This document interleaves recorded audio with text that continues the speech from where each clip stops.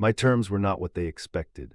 I led them not to an arena of magical combat, but deep into the mountain's heart, down spiraling staircases that descended into blistering heat.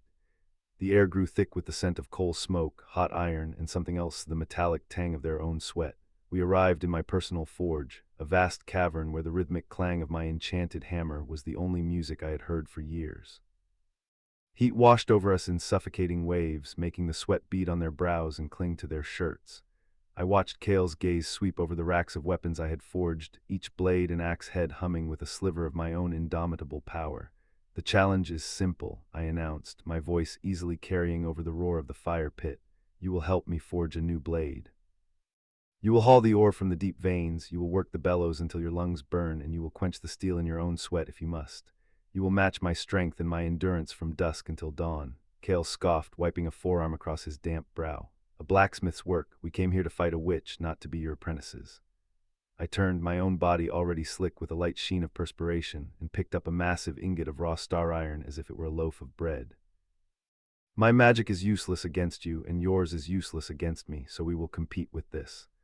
I tossed the ingot onto a massive anvil with a deafening clang that made the very floor vibrate beneath their feet, with muscle and sweat and will, unless, of course, you are afraid. His jaw tightened, the insult landing exactly as I intended. The challenge to his pride was one he couldn't ignore.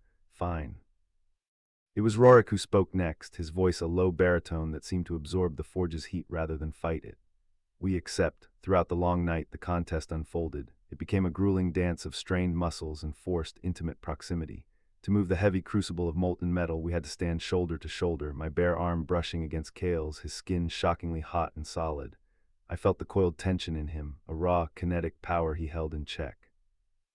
But it was Rorik I found my eyes drawn to. He worked with a quiet, efficient grace, his movements precise where Kael's were explosive. At one point, Kael stumbled while trying to position a glowing blade on the anvil. I moved in an instant, my body pressing flush against his back to steady him, my hands covering his on the tongs. A tremor went through his powerful frame, a sharp intake of breath hissed past my ear. The heat between us suddenly had nothing to do with the forge. As I held him there, my gaze lifted and met Rorik's across the shimmering flames. He was perfectly still, watching us. There was no anger in his eyes, no jealousy. There was only a dark, consuming hunger that mirrored the one I suddenly felt awakening like a slumbering dragon deep inside me. He knew. He could feel the current passing between me and his brother, and it did not repel him. It drew him in. Want to keep the flame ignited without having to wait for the next part? You can find the full, tantalizing tale on our main page. See the link in the description.